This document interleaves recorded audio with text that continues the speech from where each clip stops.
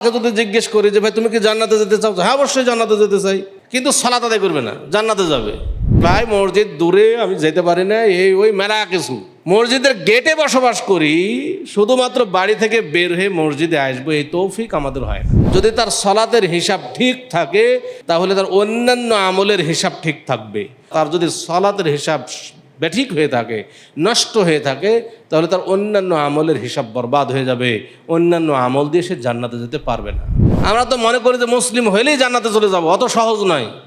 সমস্ত প্রশংসা সেই মহান রব্বুল আলামিনের জন্য, যার অশেষ মেহেরবানিতে আমরা আজকের এই জুমার দিনে জুমার সালাত আদায়ের উদ্দেশ্যে এই মসজিদে উপস্থিত হতে পেরেছি।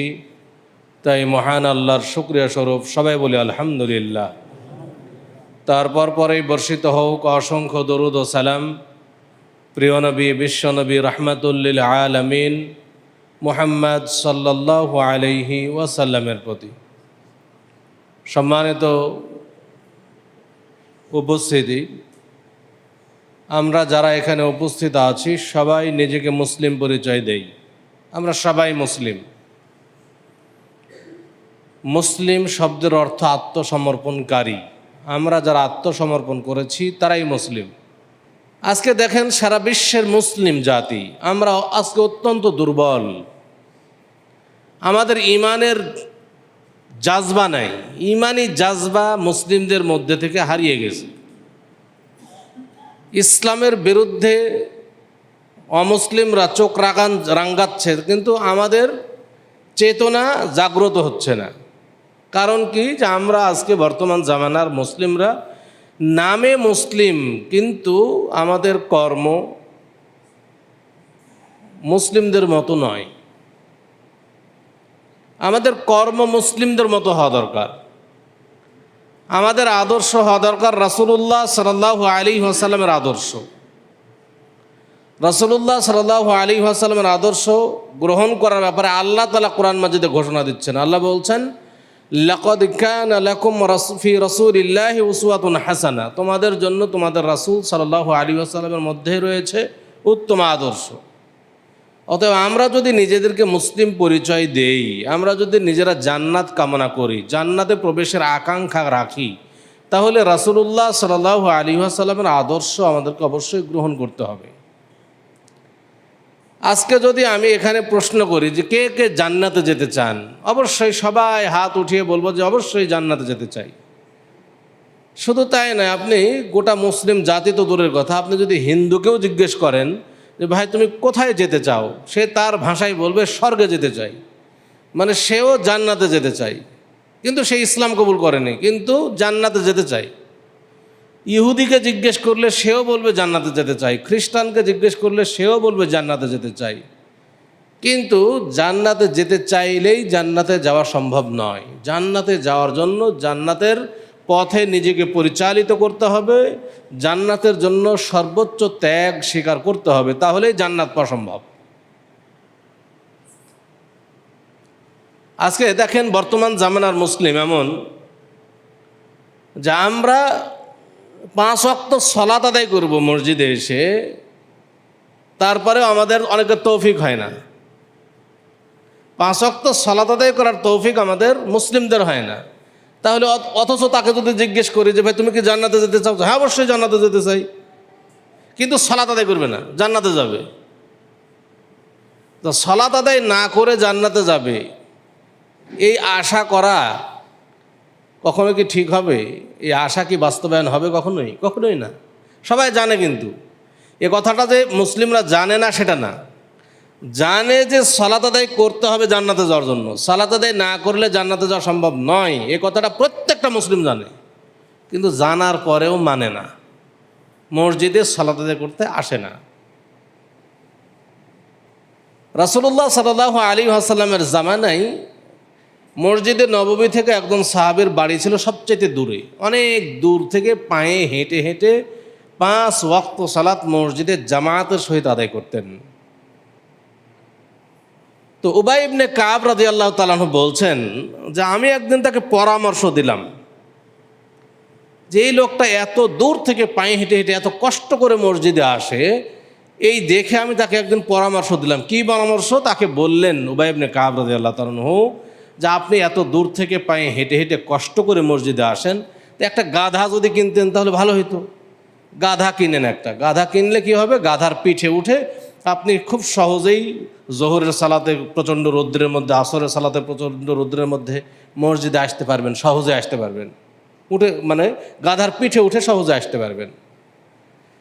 তো গাধা কেনার পরামর্শ শুনে ওই লোকটি, ওই সাহাবী উবাই ইবনে কাব রাদিয়াল্লাহু তাআলা আনহুকে বলছেন যে আমার বাড়ি অনেক দূরে, এই জন্যই তো আপনি আমাকে গাধা কেনার পরামর্শ দিচ্ছেন, কিন্তু মনে রাখবেন যে আমার বাড়ি মসজিদের নিকটে হোক, আমার বাড়ি মসজিদের কাছে হোক, এটা আমি ভালোবাসি না, পছন্দ করি না। আমার বাড়ি অনেক দূরে, অনেক দূর থেকে পায়ে হেঁটে হেঁটে মসজিদে আসি, এটাই আমি পছন্দ করি, এটাই ভালোবাসি। আমার বাড়ি মসজিদের নিকটে হোক, এটা আমি পছন্দ করি না, ভালোবাসি না। তো উবাই ইবনে কাব রাদিয়াল্লাহু তাআলা আনহু ভাবলেন যে সবাই তো আমরা পছন্দ করি যে মসজিদের নিকটে বাড়ি হোক, আর এই লোক বলছে যে মসজিদের নিকটে তার বাড়ি হোক, সেটা ভালোই বাসে না। এই কথা রাসূল সাল্লাল্লাহু আলাইহি ওয়াসাল্লামের কাছে এসে বললেন যে হে আল্লাহর রাসূল সাল্লাম, অমুক ব্যক্তি বলছে যে তার বাড়ি মসজিদের নিকটে হোক, এটা ভালোবাসে না। রাসূলুল্লাহ সাল্লাল্লাহু আলাইহি ওয়াসাল্লাম তাকে ডাকলেন, ডেকে বলছেন, তুমি কি এই কথা বলেছ? তো তোমার বাড়ি মসজিদের নিকটে হোক, এটা তুমি পছন্দ করো না, ভালোবাসো না? উনি বলছেন যে হ্যাঁ আল্লাহ রাসূল সাল্লাল্লাহু আলাইহি ওয়াসাল্লাম, আমি তো বলেছি। কেন বলেছো তুমি? তিনি বললেন, হে আল্লাহ রাসূল সাল্লাল্লাহু আলাইহি ওয়াসাল্লাম, আমি এজন্যই বলেছি যে আপনি তো বলেছেন যে ব্যক্তি বাড়ি থেকে ওযু করে মসজিদে আসে সালাত আদায় করতে, তার বাড়ি থেকে মসজিদে আসা পর্যন্ত এবং সালাত শেষ করে মসজিদ থেকে বাড়ি ফিরে যাওয়া পর্যন্ত যত ধাপ হয়, প্রত্যেক ধাপে ধাপে একটা করে নেকি লেখা হয়, প্রত্যেক ধাপে ধাপে একটা করে পাপ ক্ষমা হয়, প্রত্যেক ধাপে ধাপে একটা করে মর্যাদা বৃদ্ধি হয়। আমার বাড়ি অনেক দূরে, অনেক দূর থেকে আমি পায়ে হেঁটে হেঁটে মসজিদে আসি এবং মসজিদ থেকে বাড়ি ফিরে যাই, এতে আমার ধাপ বেশি হয়, আমার বেশি নেকি হয়, আমার বেশি পাপ ক্ষমা হয়, আমার বেশি মর্যাদা বৃদ্ধি হয়।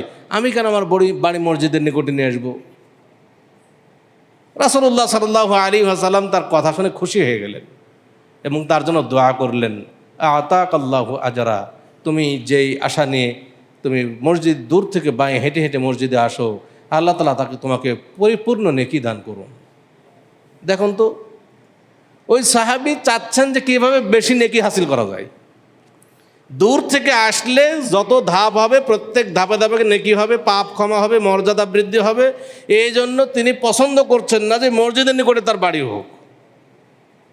আর আমরা একটু দূরে হলে তো আমাদের অজুহাতের শেষ নাই, ভাই মসজিদ দূরে, আমি যেতে পারি না, ওই মেলা কিছু।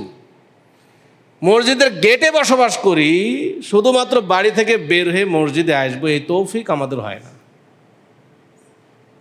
এই তৌফিক আমাদেরই হয় না যে খালি বাড়ি থেকে বের হয়ে মসজিদে আসবো। অথচ যদি বলি যে জান্নাতে যাবেন কিনা, বলছে হ্যাঁ অবশ্যই জান্নাতে যাব, জান্নাত ছাড়তে রাজি নাই, কিন্তু বাড়ি থেকে মসজিদে আসবে এই তৌফিক তার হয় না। সম্মানিত উপস্থিতি, জান্নাতে যেতে চাইলে জান্নাতে যাওয়া সম্ভব নয়। আল্লাহর রাসূল সাল্লাল্লাহু আলাইহি ওয়াসাল্লাম বলছেন, আউয়ালু মা ইউহাসাবু বিহিল আবদু ইয়াউমাল কিয়ামাতি আস-সালাহ, কিয়ামতের দিন বান্দাকে সর্বপ্রথম জিজ্ঞেস করা হবে সালাত সম্পর্কে। ফাইন সালুহাত, যদি তার সালাতের হিসাব ঠিক থাকে, সালুহা লাহু সাইরু আমালিহি, তাহলে তার অন্যান্য আমলের হিসাব ঠিক থাকবে।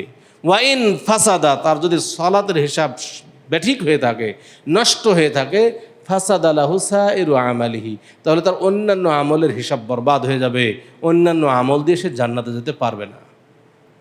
অনেক মানুষ আছি, দান করি অনেক, কিন্তু সালাত আদায় করি না। আপনি মনে করেন না যে দান দিয়ে আপনি জান্নাতে যেতে পারবেন না। সালাত আদায় করতেই হবে। রাসূলুল্লাহ সাল্লাল্লাহু আলাইহি ওয়াসাল্লাম বলছেন, মান তারাকা সালাতা মুতাআম্মিদান ফাকাদ কাফারা, যে ব্যক্তি ইচ্ছাকৃত সালাত ছেড়ে দিল সে কাফের হয়ে গেল। এত কঠোর কথা অন্য কোনো ইবাদতের ক্ষেত্রে বলেননি, যে যত কঠোর কথা বলেছেন সালাতের ব্যাপারে। অতএব সালাতের ব্যাপারে উদাসীন হলে চলবে না। সালাত আদায় করতে হবে যদি জান্নাতে যেতে চান। আর যদি মনে করে যে জান্নাত আমার দরকার নাই, জাহান্নামে আমার ভালো, তাহলে যা ইচ্ছা তা করেন, সমস্যা নেই, জাহান্নামে চলে যাবেন। কিন্তু যদি চান যে জান্নাতে যাবেন, তাহলে সালাত আদায় করতেই হবে। একদা এক সাহাবী, অন্ধ সাহাবী, দুই চোখই অন্ধ, দুই চোখেই দেখে না। রাসূল সাল্লাল্লাহু আলাইহি ওয়াসাল্লামকে এসে বলছেন যে, হে আল্লাহ রাসূল সাল্লাল্লাহু আলাইহি ওয়াসাল্লাম, আমি এমন একজন মানুষ যে আমি দুই চোখেই দেখি না, আমি অন্ধ মানুষ।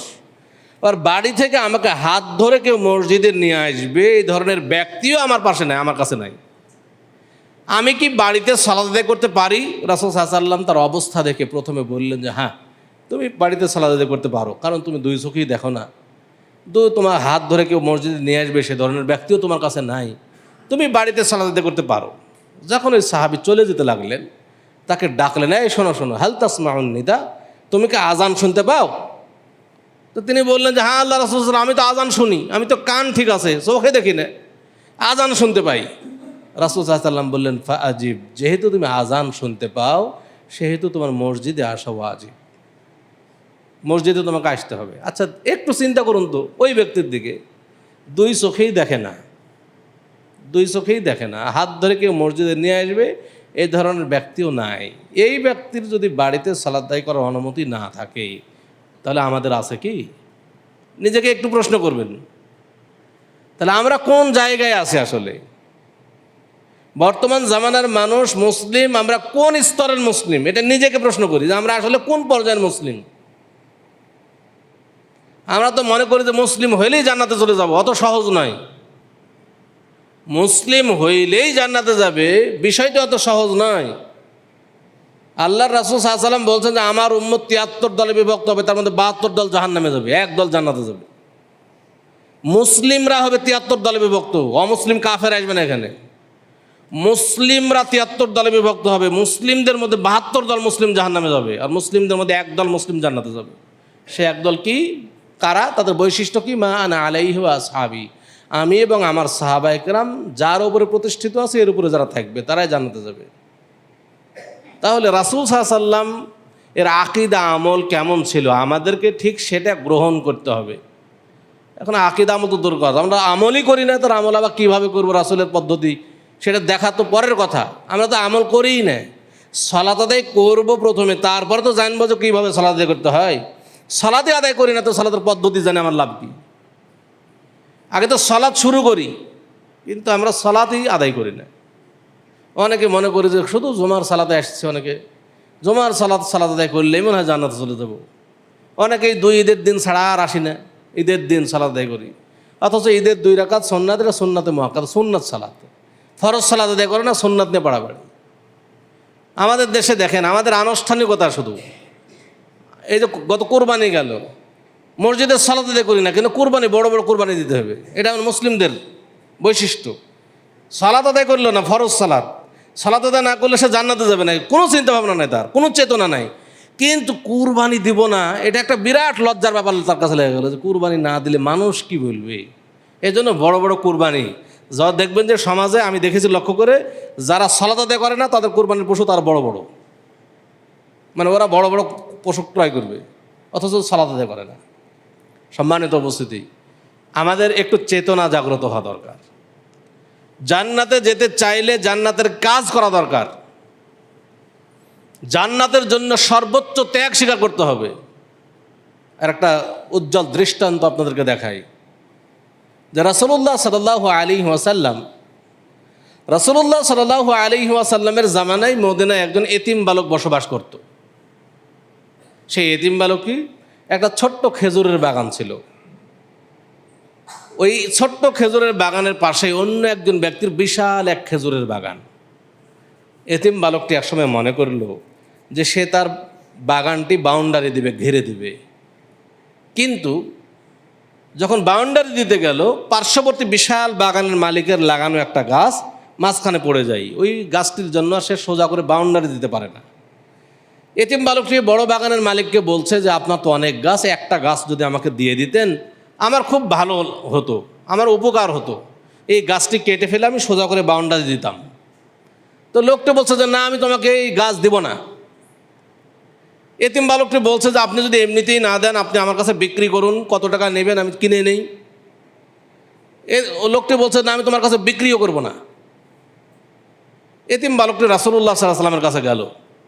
রাসূলুল্লাহ সাল্লাল্লাহু আলাইহি ওয়াসাল্লামকে ঘটনা খুলে বলল যে আমি তো এই বাউন্ডারি দিচ্ছি, এই গাছটা মাঝখানে পড়ে যায়, বাউন্ডারি দিতে পারছি না, আমি লোকটাকে দান করতে বললাম, দানও করলো না, বিক্রি করতে বললাম, বিক্রিও করলো না।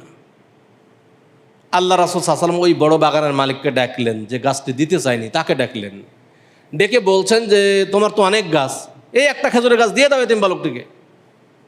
লোকটি বলছে, না আল্লাহ রাসূল সাল্লাল্লাহু আলাইহি ওয়াসাল্লাম, আমি দেবো না। দ্বিতীয়বার আবার রাসূল সাল্লাল্লাহু আলাইহি ওয়াসাল্লাম তাকে বললেন যে তুমি এই একটি খেজুরের গাছ এতিম বালকটিকে দিয়ে দাও। দ্বিতীয়বার একই উত্তর দিল, না আল্লাহ রাসূল সাল্লাল্লাহু আলাইহি ওয়াসাল্লাম, আমি দেবো না।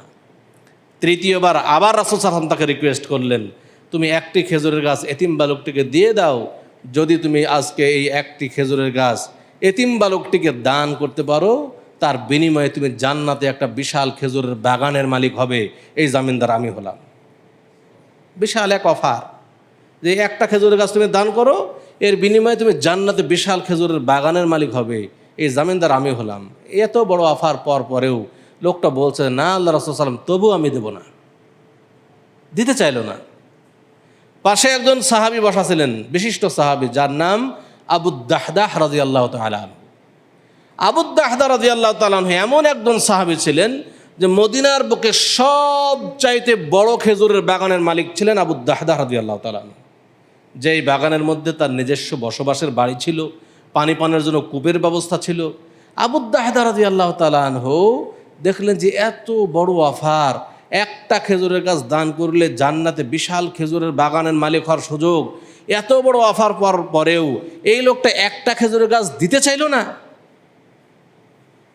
তখন আবু দাহদাহ রাদিয়াল্লাহু তাআলা আনহু রাসূল সাল্লাল্লাহু আলাইহি ওয়াসাল্লামকে বললেন, হে আল্লাহ রাসূল সাল্লাল্লাহু আলাইহি ওয়াসাল্লাম, আপনি যে আজকে অফার দিলেন যে এই একটা খেজুরের গাছ দান করলে জান্নাতে বিশাল খেজুরের বাগানের মালিক হওয়ার সুযোগ, এটা কি শুধুমাত্র ওই ব্যক্তির জন্যই খাস, নাকি আজকে যে কোনো ব্যক্তি যে কোনো মূল্যের বিনিময়ে যদি ওই একটা খেজুরের গাছ এতিম বালকটিকে কিনে দান করতে পারে, তার জন্য কি একই অফার আছে? সেও কি জান্নাতে বিশাল খেজুরের বাগানের মালিক হবে? রাসূলুল্লাহ সাল্লাল্লাহু আলাইহি ওয়াসাল্লাম বললেন যে হ্যাঁ, আজকে যে কোনো ব্যক্তি যে কোনো মূল্যের বিনিময়ে যদি এই একটা খেজুরের গাছ কিনে নিয়ে এতিম বালকটিকে দান করে, তার জন্য একই অফার আছে, সেও জান্নাতে বিশাল খেজুরের বাগানের মালিক হবে, এই জামিনদার আমি হলাম। সাথে সাথে আবু দাহদাহ রাদিয়াল্লাহু তাআলা আনহু ওই বড় বাগানের মালিককে বললেন যে আপনি কি আমার খেজুরের বাগান চেনেন? তো হ্যাঁ চিনি। আপনার খেজুরের বাগান চেনে না এই ধরনের কেউ আছে নাকি? সবাই চেনে। তা আপনি আমার কাছে ওই একটা খেজুরের গাছ বিক্রি করুন। কিসের বিনিময়ে? আমার পুরা বাগানের মধ্যে আমার যে বাড়ি আছে বসবাসের, সে বাড়ি, পানি পানের জন্য যে কূপ আছে সেই কূপ, এই সব কিছুর বিনিময়ে এই একটা খেজুরের গাছ আমার কাছে বিক্রি করে দিন। লোকটা বলছে যে আপনার কি মস্তিষ্ক ঠিক আছে? আবু দাহদাহ রাদিয়াল্লাহু তাআলা আনহু বললেন, আমি সুস্থ মস্তিষ্কে বলছি, আমার এই বাড়ি, কূপ সব কিছুর বিনিময়ে এই একটা খেজুরের গাছ আমার কাছে বিক্রি করে দিন। ব্যক্তি রাজি হয়ে গেল। আবু দাহদাহ রাদিয়াল্লাহু তাআলা আনহু তার বাড়ি সব কিছুর বিনিময়ে একটা খেজুরের গাছ কিনে নিয়ে এতিম বালকটিকে দান করে দিলেন। এবার আবু দাহদাহ রাদিয়াল্লাহু তাআলা আনহু বাড়ি ফিরে গেলেন। বাড়ি ফিরে গিয়ে তার স্ত্রীকে ডাকছেন বাহির থেকে, দরজা থেকেই তিনি বাড়িতে প্রবেশ করছেন না। বাড়ির দরজা থেকে তার স্ত্রীকে ডাকছেন, ইয়া উম্মাদ দাহদাহ, হে দাহদাহের মা, তুমি বাড়ি থেকে বেরিয়ে আসো। উম্মু দাহদাহ রাদিয়াল্লাহু তাআলা আনহা ভেতর থেকে বলছেন যে কি হলো, আপনি বাড়িতে প্রবেশ করছেন না কেন? আবু দাহদাহ রাদিয়াল্লাহু তাআলা আনহু বাহির থেকে বললেন, আমি আমার এই বাড়িতে প্রবেশ করব না, তুমি বেরিয়ে আসো, কারণ আমার এই বাড়ি সব বিক্রি করে দিয়েছি। উম্মু দাহদাহ রাদিয়াল্লাহু তাআলা আনহা বাহির থেকে বললেন, এত বড় বাড়ি আপনি কিসের বিনিময়ে বিক্রি করলেন? আবু দাহদাহ রাদিয়াল্লাহু তাআলা আনহু বাহির থেকে জবাব দিলেন যে আমি জান্নাতে একটা খেজুরের বাগানের বিনিময়ে দুনিয়ার এই বাড়ি আমি সব বিক্রি করে দিয়েছি। সাথে সাথে তার স্ত্রী বলে উঠলেন, আপনার ব্যবসা খুব লাভজনক হয়েছে, আপনার ব্যবসা খুব লাভজনক হয়েছে, আপনার ব্যবসা খুব লাভজনক হয়েছে, এই বলতে বলতে বাড়ি থেকে বেরিয়ে আসলেন। শুধু তাই নয়, সেই দিন উম্মু দাহদাহ রাদিয়াল্লাহু তাআলা আনহা এই খবর শুনে এত খুশি হয়েছিলেন, তিনি যখন বাড়ি থেকে বের হয়ে আসলেন, বের হয়ে এসে রাস্তা দিয়ে হাঁটছেন আর চিৎকার দিয়ে একটা বাক্য উচ্চারণ করেছিলেন খুশিতে বাগ হয়ে। কি সে বাক্য? তিনি বারবার বলছিলেন আমাদের কতই না সৌভাগ্য যে আমরা জান্নাতে খেজুরের বাগানের মালিক হব, আমাদের কতই না সৌভাগ্য যে আমরা জান্নাতে খেজুরের বাগানের মালিক হব, আমাদের কতই না সৌভাগ্য যে আমরা জান্নাতে খেজুরের বাগানের মালিক হব, যে এই জান্নাতের একটা খেজুরের গাছের ছায়া একটা দ্রুতগামী ঘোড়া 100 বছরে পাড়ি দিতে পারবে না, আমরা একটা খেজুরের বাগানের মালিক হব, আমাদের কতই না সৌভাগ্য। ঘটনা কোনো বানোয়াট কিস্সা কাহিনী নয়, সহিহ হাদিসের কিস্সা। দেখুন তো সেই দিন আবু দাহদা রাদিয়াল্লাহু তাআলা এবং তার স্ত্রী 1 সেকেন্ডের জন্য চিন্তা করেননি যে সব কিছুর বিনিময়ে সব কিছু দিয়ে দিলাম, কোথায় থাকবো, কি খাবো, 1 সেকেন্ডের জন্য চিন্তা করেননি। কারণ তারাই বুঝেছিলেন পরকালের মর্যাদা, তারাই বুঝেছিলেন জান্নাতের মর্যাদা, তারা চেয়েছিলেন জান্নাত। সব কিছুর বিনিময়ে যদি জান্নাত হাসিল করা যায় তাহলে দুনিয়ার বাগান বাড়ি কী হবে, এগুলোতে কী করবে। তারা কিন্তু সব কিছুর বিনিময়ে জান্নাত পেতে চেয়েছিলেন। সম্মানিত উপস্থিতি, আজকে দেখেন আর বর্তমান জামানার আমরা মুসলিম কি, তারা আবু দাহদা রাদিয়াল্লাহু তাআলা জান্নাতে খেজুরের বাগানের মালিক হওয়ার জন্য সব দিয়ে দিলেন, কিন্তু আমরা কিন্তু দেই না। আমরা শুধু দুনিয়াতে কে কী করবো এটা নিয়েই ব্যস্ত, পরকাল নিয়ে আমাদের কোনো চিন্তা নেই। তার জ্বলন্ত প্রমাণ দেখেন, আবু দাহদা রাদিয়াল্লাহু তাআলা জান্নাতের জন্য তার সব কিছু বিলিয়ে দিলেন।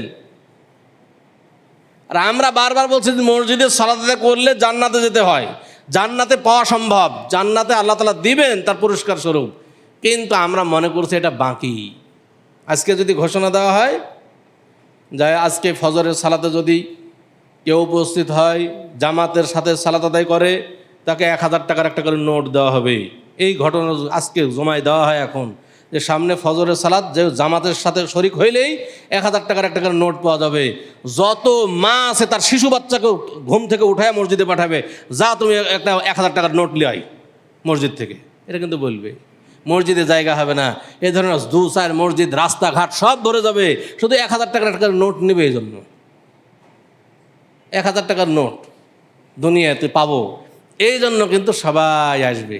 এই জন্য আল্লাহ রাসূল সাল্লাল্লাহু আলাইহি ওয়াসাল্লাম দুঃখ করে বলেছেন যে মানুষ যদি জানতো যে মসজিদে সালাত আদায় করলে একটা গোস্তবিহীন হাড্ডিও খেতে পাওয়া যাবে, তাহলে মানুষ আসতো। দুনিয়াবী স্বার্থের জন্য মানুষ সব জায়গায় দৌড়, কিন্তু পরকালীন স্বার্থ আমরা বুঝি না। পরকালীন স্বার্থে আমাদের এগিয়ে যেতে হবে। পরকাল হচ্ছে চিরস্থায়ী জীবন, দুনিয়া হচ্ছে ক্ষণস্থায়ী জীবন। দুনিয়াতে আজ আছে, 1 সেকেন্ড পর নাই, 1 সেকেন্ডের বিশ্বাস নাই। অতএব পরকালীন জীবন যদি সুখের হয়, আরামদায়ক হয়, সেটাই হচ্ছে সবচেয়ে বড় সফলতা। এই জন্য আল্লাহ কুরআন মাজিদে বলছেন, ফামান যুহযিহা আনিন নার, কিয়ামতের দিন যাকে জাহান্নাম থেকে দূরে রাখা হবে, ওয়া উদখিলাল জান্নাতা, এবং জান্নাতে প্রবেশ করানো হবে, ফাকাদ ফাজ, সে ব্যক্তি হবে সফল কাম। দুনিয়াতে আমি আপনি যদি কোটি কোটি কোটি টাকার মালিক হই, আর পরকালে যদি কিয়ামতের দিন যদি জাহান্নামে যেতে হয়, তাহলে আমার আপনার সাথে ব্যর্থ মানুষ আর কেউ থাকবে না। দুনিয়াতে যদি আমি আপনি নিঃস্ব হই, কিছু নাই আমার আপনার, রিক্সা চালিয়ে খাই, ভ্যান চালিয়ে খাই, কিন্তু কিয়ামতের দিন যদি জান্নাতে প্রবেশ করতে পারি, তাহলে আমি হব, আপনিও হবেন সবচাইতে বড় সফল কাম। কারণ জান্নাতে পৌঁছতে পারলে সবচেয়ে বড় সফলতা। জান্নাত না গিয়ে যদি জাহান্নামে যেতে হয়, এর চাইতে ব্যর্থতা আর কিছুই থাকবে না। দুনিয়ার ক্ষমতা, দুনিয়ার সম্পদের অহংকার, ক্ষমতার অহংকার, সুন্দর চেহারার অহংকার, কোনো কিছুই কাজে লাগবে না। সেই দিন কিন্তু যারা জান্নাতে যাবে তারাই হবে সফল কাম, যারা জাহান্নামে যাবে তারা ব্যর্থ, তারা লাঞ্ছিত, অপমানিত হবে। কিয়ামতের দিন যেন আমাদেরকে লাঞ্ছিত না হতে হয়, অপমানিত না হতে হয়, এই জন্য দুনিয়াতে যে কয়েকদিন বেঁচে আছি চেষ্টা চালানো দরকার। সম্মানিত উপস্থিতি, আমরা যারা সালাত আদায় করি, তারা আবার সালাত আদায় করি ঠিক, সালাত কিভাবে আদায় করতে হয় সেটাই জানি না।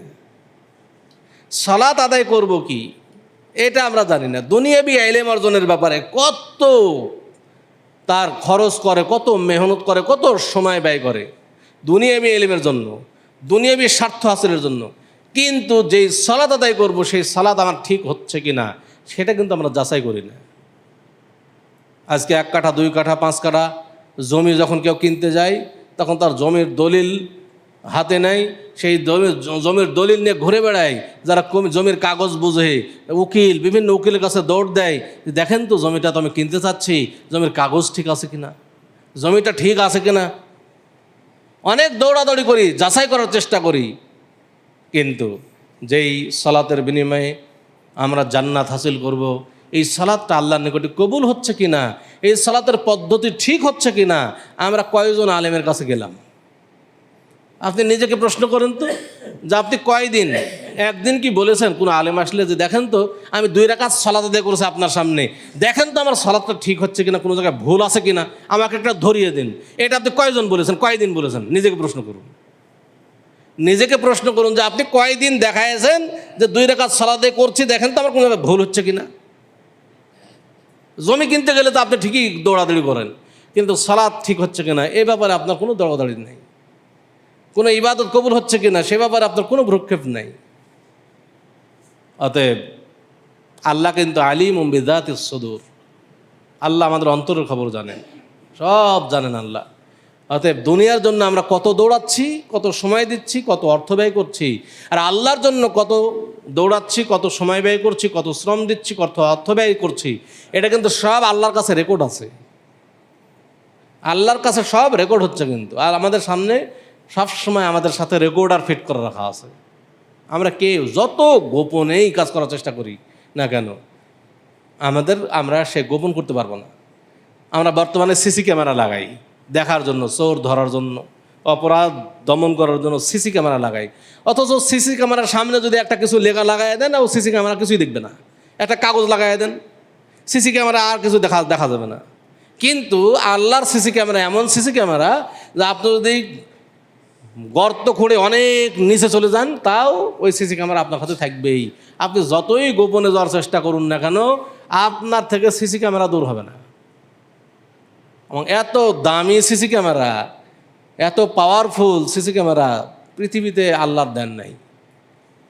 সামান্যতম মিস্টেক হবে না।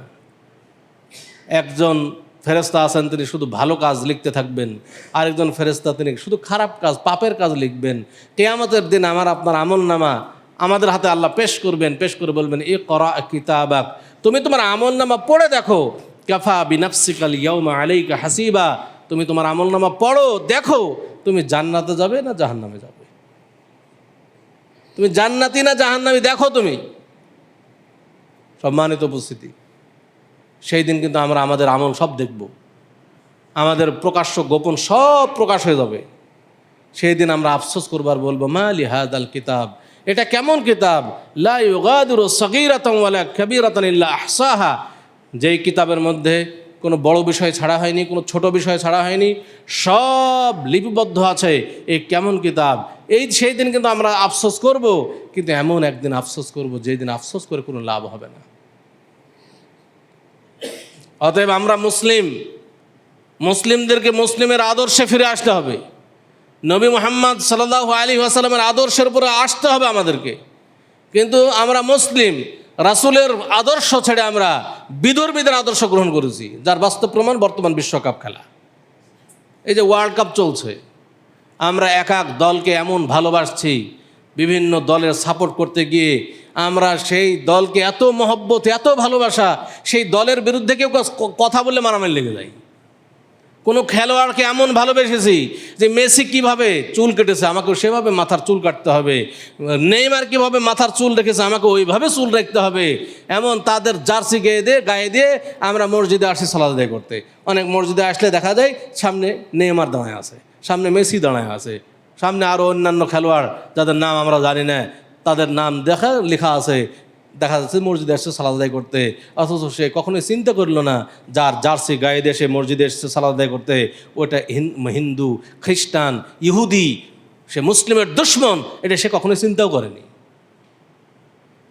যেই দলের সাপোর্ট করছি আমি, সেই দল যেই মুসলিম বিদ্বেষী, সেই দলের মানুষ, তারা যে ইসলামকে ধ্বংস করার কাজে লাগছে, সেটা আমরা মুসলিমরা কখনো চিন্তা করেও দেখিনি।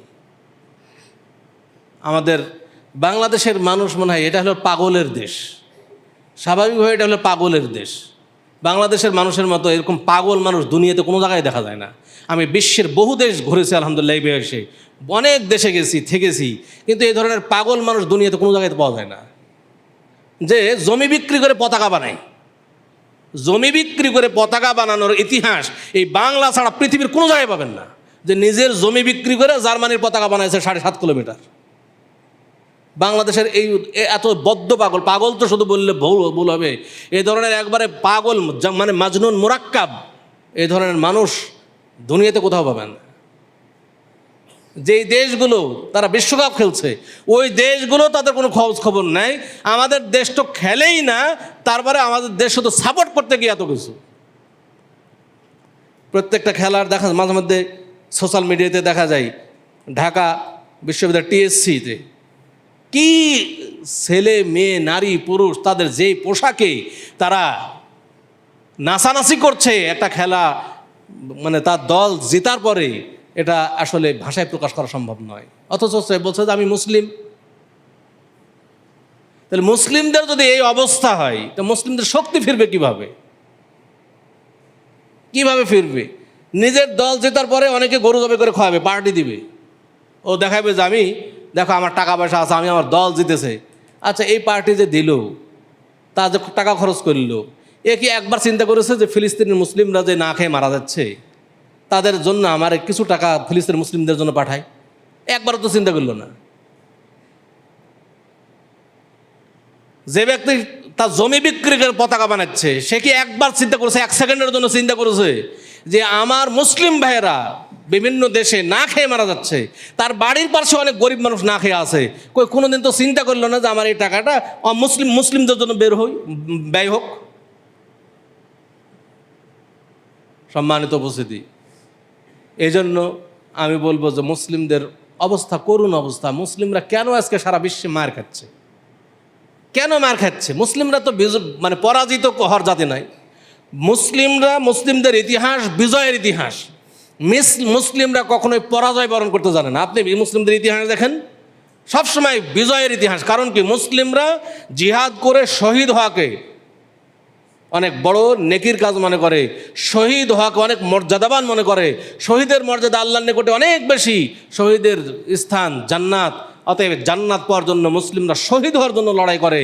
অতএব যারা শহীদ হওয়ার জন্য লড়াই করে, যারা শহীদ হওয়াকে জান্নাতের কারণ মনে করে, তাদের সামনে বিধর্মী কাফের কখনো টিকতেই পারে না। কিন্তু সেই মুসলিমদের বিজয়ের ইতিহাস আজকে পরাজয়ের ইতিহাসে পরিবর্তন হলো কিভাবে? মুসলিমরা আজকে সব জায়গায় পরাজিত কেন? মুসলিমদের অবস্থা, ইমানের অবস্থা এই রকম। মুসলিমরা শুধু নামে মুসলিম, কিন্তু তাদের মুসলিমদের ইসলামের চেতনা তাদের থেকে দূর হয়ে গেছে। এজন্য মুসলিমরা সব জায়গায় মার খাচ্ছে, মুসলিমরা কিছুই করতে পারছে না। আজকেও যদি মুসলিমরা তাদের মধ্যে ইসলামের চেতনা ফিরে আসে, আজকেও আল্লাহর সাহায্য নেমে আসবে। যারা হজ্জে গিয়েছেন দেখেছেন, যারা বদর প্রান্তে গেছেন, বদরের প্রান্তে যেই জায়গায় যুদ্ধ হয়েছিল, যেই পাহাড়ে আল্লাহ মুসলিম সেনাবাহিনী হিসেবে ফেরেস্তা নাজিল করেছিলেন, সেই ফেরেস্তাও কিন্তু এখনও আছে। এজন্য ওই পাহাড়টার নামই দেওয়া হয়েছে জাবালুল মালাইকা, ফেরেস্তা পাহাড়, ফেরেস্তা মণ্ডলী অবতরণের পাহাড়। আপনারা দেখেছেন সেটা, যারা গেছেন এখনও বিদ্যমান সেখানে। আল্লাহ এত ফেরেস্তা নামাইলেন যে কোথায় কাফের বাহিনী, তারা ধূলিসাৎ হয়ে গেল মুহূর্তের মধ্যে, কেউ দাঁড়াইতে পারল না। এখনও যদি মুসলিমরা তাদের নিজেদের চেতনা ফিরে আসে, মুসলিমরা যদি তাদের আকীদা আমল ঠিক রাখে, মুসলিমরা যদি জান্নাতের আকাঙ্ক্ষী হয়, তাহলে ইনশাআল্লাহ এখনও আল্লাহর সাহায্য নেমে আসবে। কিন্তু মুসলিমদের মধ্যে সে চেতনা এখন আর নাই। বিভিন্ন পাপে জর্জরিত মুসলিমদের মধ্যে, পাপ দেখলে পাপের শেষ নাই।